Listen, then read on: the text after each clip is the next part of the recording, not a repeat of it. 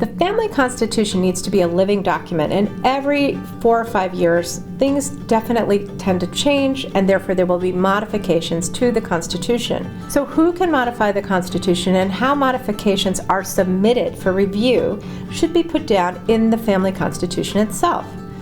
There should be, ideally, a very transparent process to all the voting members of the family when modifications are being proposed. In the family constitution, you want to describe the family structures, which could include the following: a family office, various family companies, various foundations or philanthropies, jointly owned properties, and other family assets. There ideally should be rules for using jointly owned family properties. For example, a vacation home, a boat, or a plane. Oftentimes a lot of squabbling happens because these rules are not made transparent and fair for everybody. So you want to describe, these can be in an appendix because perhaps the properties will change over time. You want to describe the property, describe the general use rules of that property, have a manual perhaps on site that people have to follow, and then designate somebody, usually a member of the family office staff, to coordinate when different family members can use a piece of family property. This becomes an issue when the families are multiple generation and get larger, so you might have 20 cousins who all want to use the family ski home around Christmas. How are we going to decide who gets to use the home? These are the kinds of things that we can solve in the family constitution. Often families create committees to handle certain matters that they would like to be involved with as they advance their family forward. Typically, there needs to be a description of the committee and a way to put a head of a committee in place, and then a way to report on the committee and make changes to the committee. Popular committees are shown here: Philanthropy Committee, Family Venture Funding Committee, Family History Committee, Next Generation Development Committee, Social Committee, Family Meeting Committee, and Family Website Committee are just some of the committees that you might want to consider. If your family has a family business, then there are certain topics of the family business that should be reflected in this document. And the family constitution and, for example, the shareholders' agreements of the family businesses should harmonize and work together. So, for example, if you allow certain rights perhaps at the age of 21 and other rights perhaps at the age of 30 or 40, it is often good practice to make the same age requirements for both family documents and business documents.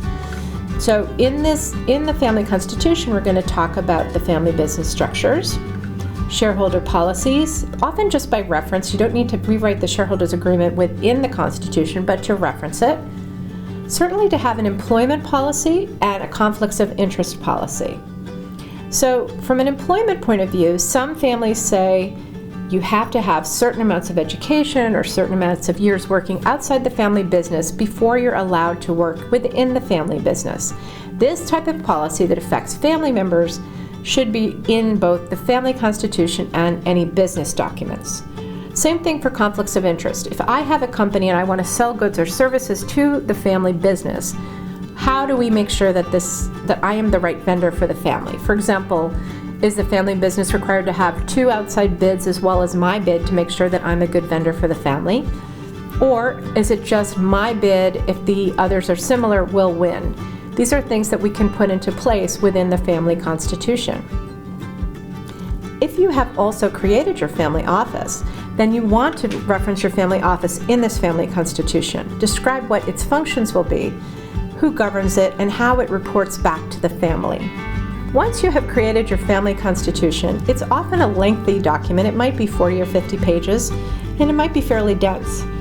But it's a great idea to create a junior family constitution, focusing on the items in the constitution that have to do with younger people, say ages 13 to 18. Things like the mission statement, the motto, the vision, and the values can be shared with anybody. Also, the role of family members, say how much education you have to have before you join the family business, and perhaps the family code of conduct. It's a good idea to make the language simpler and to make it fun, and to make it something that engages this next generation of the family.